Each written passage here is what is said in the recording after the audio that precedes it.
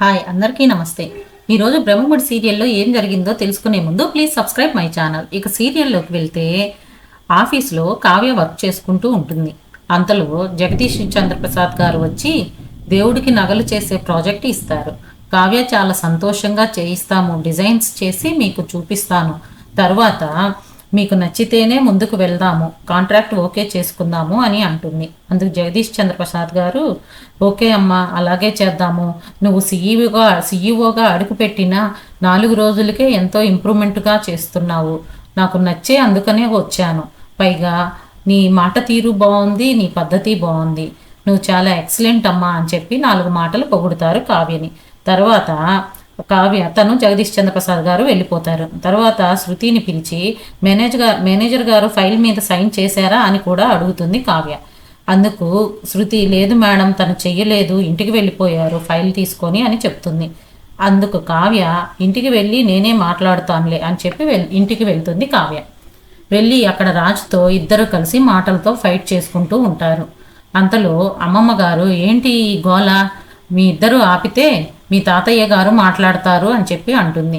అంతలో తాతయ్య గారు ఏంటో చెప్పమ్మా కావ్య అనగానే రాజ్ తాతయ్య నన్ను అడగకుండా తన్ను అడుగుతారేంటి అంటే నేను అడుగుతాలే, నువ్వు పక్కనుండు మనవడా అని చెప్పి అంటారు.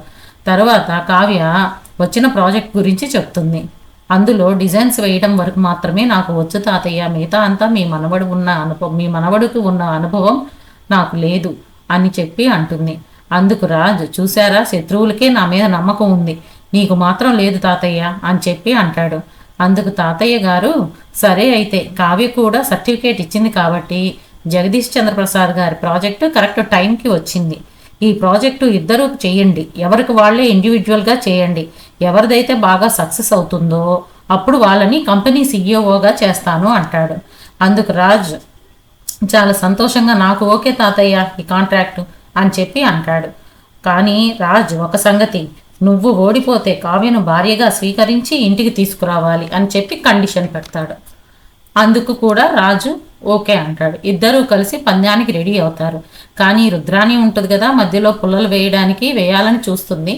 అంతలో స్వప్న రుద్రాణి నోరు మూయిస్తుంది. తరువాత కావ్య అమ్మమ్మ గారితో ఇదంతా ఏదోలా ఉంది అమ్మమ్మ, ఎవరు గెలిచినా ఓడిపోయినా నా జీవితమే కదా పోతుంది అని చెప్పి అంటుంది.